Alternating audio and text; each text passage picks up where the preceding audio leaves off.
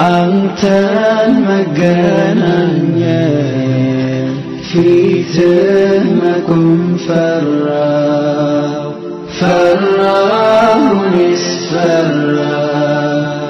ፈራሁ ያ ፈራሁ አንተን መገናኘት ፊትህ መቆም ፈራሁ።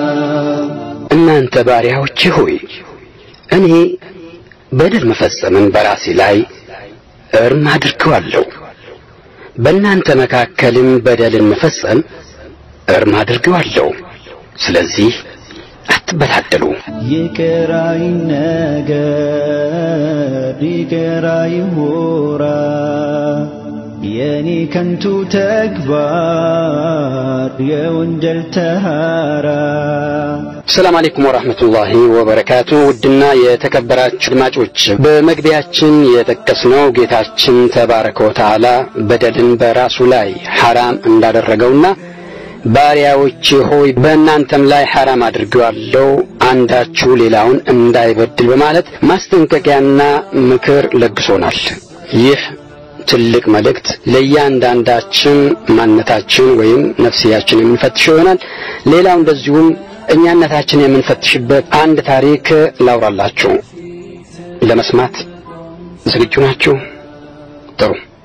ታሪኩ እንዲህ ነው። ይቅራይ ነገር ይቅራይ ሆራ የኔ ከንቱ ተግባር የወንጀል ተራራ ድንበርህን ካለፉ ሰዎች መካከል ነኝ አንተ ፊት የሚቀርብ ምንም ስራ የለም።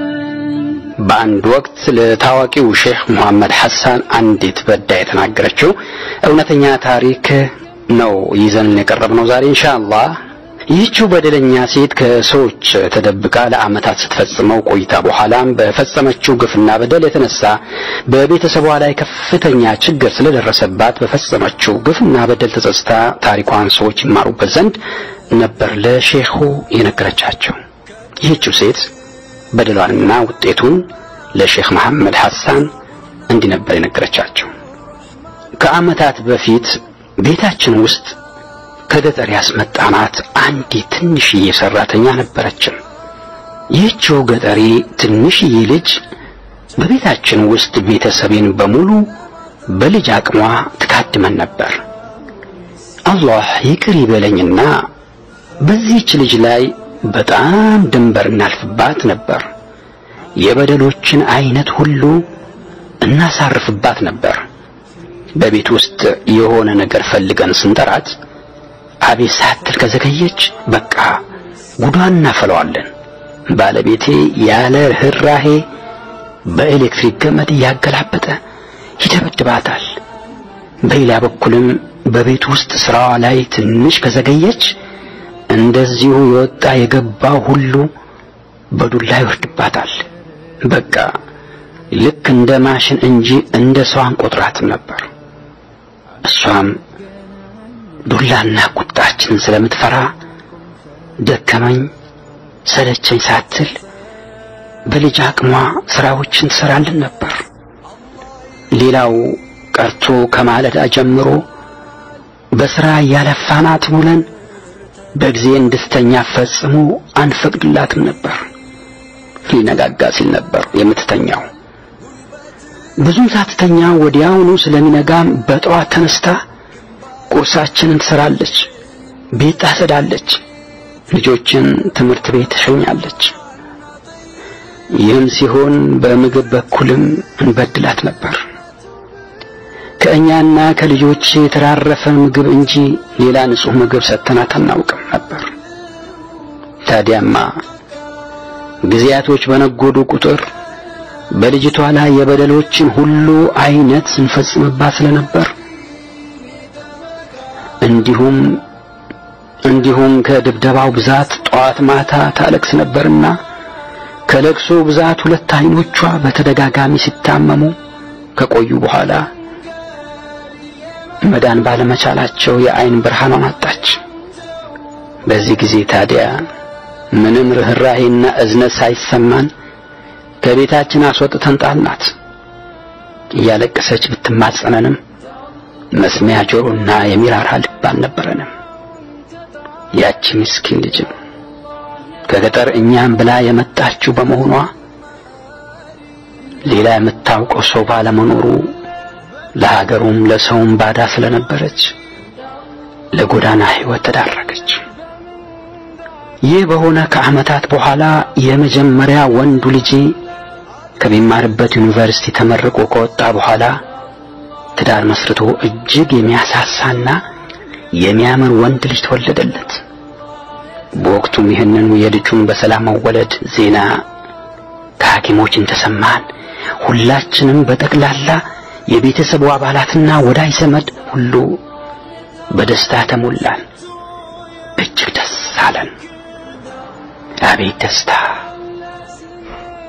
ነገር ግን የደስታችን ከሰዓታት በላይ መዝለቅ አልቻለም። አዎ ለካስ ሐኪሞቹ ሌላ ያልነገሩን ጉዳይ ነበር። ይኸውም የተወለደው ልጅ አይነ ስውር ነበር። ከተወለደ በኋላ ማቆያ ክፍል ገብቶ እርዳታ ቢደረግለትም አይኖቹ ማየት አይችሉም። በቃ ደስታችን ቀዝቃዛ ውሃ ተቸለሰበት። እጅግ በጣም ተከፋን፣ አዘንን። በኑሯችን ደህና ነዋሪዎች በመሆናችን መፍትሄ ቢገኝ በሚል ያልሄድንበት ሐኪም ቤት የለም። ነገር ግን የልጁን የአይን ብርሃን መመለስ አልተቻለም። ደስታችን ተሰለበ። በእጅጉ አዘንን። በመጀመሪያው ልጅ እንዲያ መሆን የተሰበረው ሞራላችን ይጠገን ዘንድ በመጓጓት ሌላ ልጅ ይወለድልን ዘንድ ከአንድ ዓመት በኋላ የልጄ ባለቤት አረገዘች። እርግዝናዋን በጥሩ ሁኔታ ስትከታተል ቆይታ በመጨረሻም ሴት ልጅ ወለደች። በመጀመሪያው ልጅ ክስተት የተደናገጥነው ቤተሰብ ደስታው ዳግም አገገመ። ሞራላችን ተጠገነ። ዶክተሮቹም ስሜታችን ያውቁ ነበርና አብሽሩ አብሽሩ የተወለደችው ልጅ ሙሉ ጤነኛ ናት ሲሉ አረጋገጡልን። አቤት ደስታ! ለፈጣሪ ምስጋና ይገባው። አልሐምዱሊላህ። በወንዱ ልጅ የደረሰብንን ሐዘን በዚህኛዋ ቆንጆ ልጅ የተካሰን ስለመሰለን በደስታ 6 ወራቶችን አሳለፍን። ይሁን እንጂ ሕፃኗ ተወልዳ 6 ወሯን ጨርሳ 7ኛ ወር ላይ አስደንጋጭ ነገር መከሰት ጀመረ። በተከሰተው ነገር ቤተሰቡ በጠቅላላ ተረበሸ። የዚያች ቆንጅዬ ሕፃን አይኖች ወደ አንድ አቅጣጫ ብቻ እንጂ አላያለ። በሁኔታው ተደናግጠን ወደ ዶክተሮች ጋር ወሰድናት። ኢና ሊላሂ ወኢና ኢለይሂ ራጂዑን። ዶክተሮቹ የነገሩንን ነገር ማመን አልቻልንም። የሕፃኑ አይኖች ለአደጋ መጋለጣቸውን አረዱን።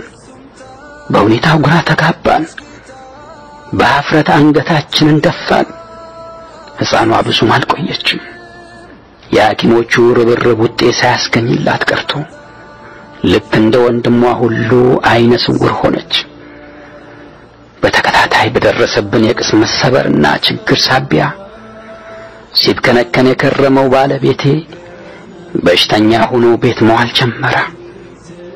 ከዕለታት በአንዱ ቀንም በጣም ታሞ ራሱን ስተወደቀ። ህመሙ ሲብስበትና ሲጨናነቅም የአእምሮ ጭንቀት ተጠቂ ሆነ። ቤተሰባችን ሞራሉም ክብሩም በጥቂት ጊዜያት ውስጥ ተንኮታኮተ። እኔም ችግሮችን መቋቋም ተሳነኝ። ሰማይ የተደፋብኝ ያህል ተሰማኝ። ጭንቀትና ሐሳብ ተባብረው አራቆቱኝ። ህመሙ የበረታበትን ባለቤቴን ወደ አእምሮ ሕክምና መስጫ ማዕከል ወሰድነው። ይሁን እንጂ ምንም ለውጥ አልተገኘም። ይሄው የአባቱ ሁኔታና የሁለት ሕፃናት ልጆች እንደዚህ መሆን እረፍት የነሳው ወንዱ ልጄም እያደር ጤናው መታወክ ጀመረ። እሱም ልክ እንደ አባቱ ሁሉ የአእምሮ ጭንቀት ህመምተኛ ሆነ። ምን ይሄ ብቻ!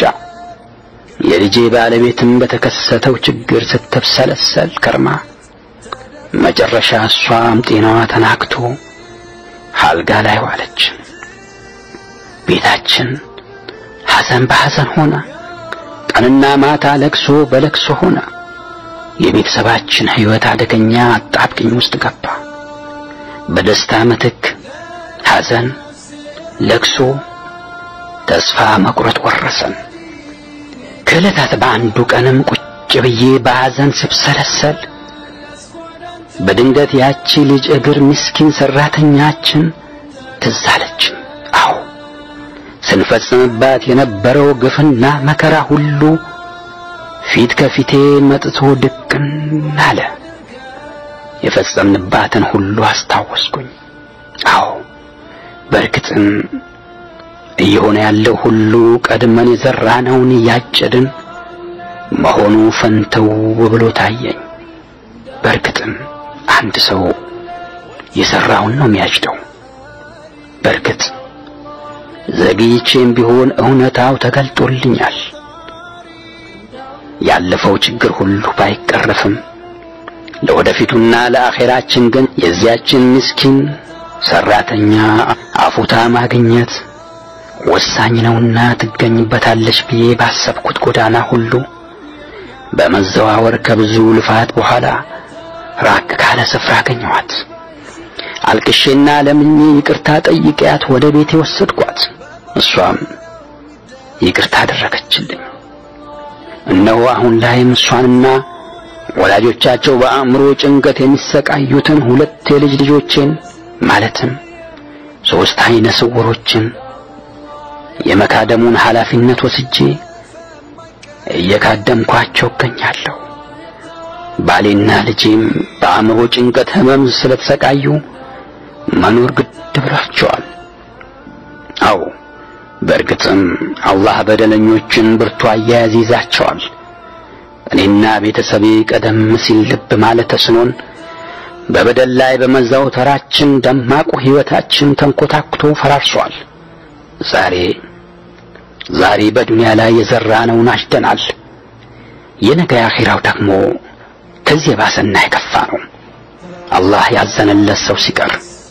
እናም ዛሬ የኔን ታሪክ የምትሰሙ በደለኞች ሆይ እባካችሁ አላህን ፍሩ። አበቃው ትለናለች ባለ ታሪኳ።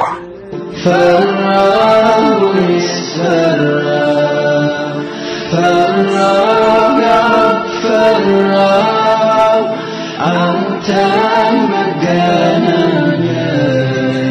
في تمكن ውድ አድማጮቻችን ከታሪኩ ትልቅ ትምህርት እንዳገኘን ተስፋ አደርጋለሁ። አዎ ታሪኩ መስማት ብቻ ሳይሆን እኛነታችን ማንነታችን ውስጣችን የምንፈትሽበት ይሆናል።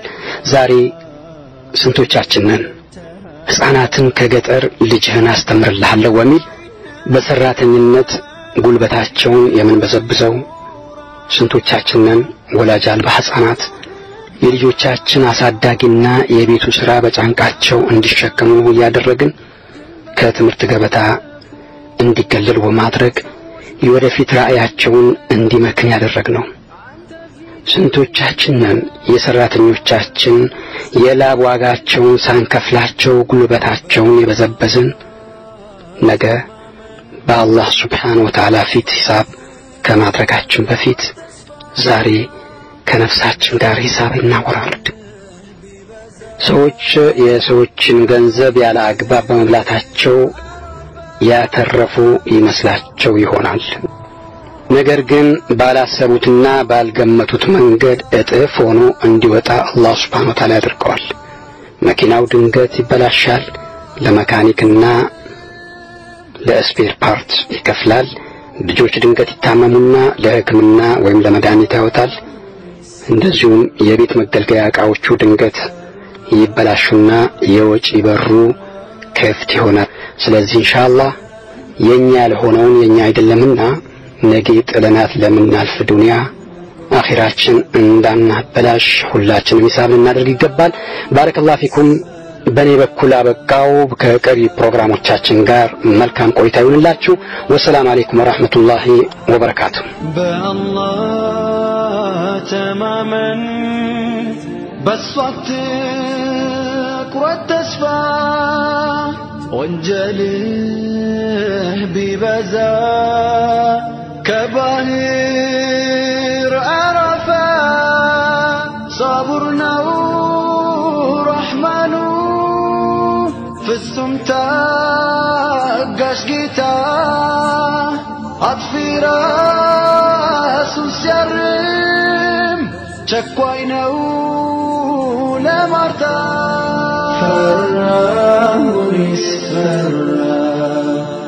ፈራው ያ ፈራ አንተ መገናኘ ፊት መቆም ፈራ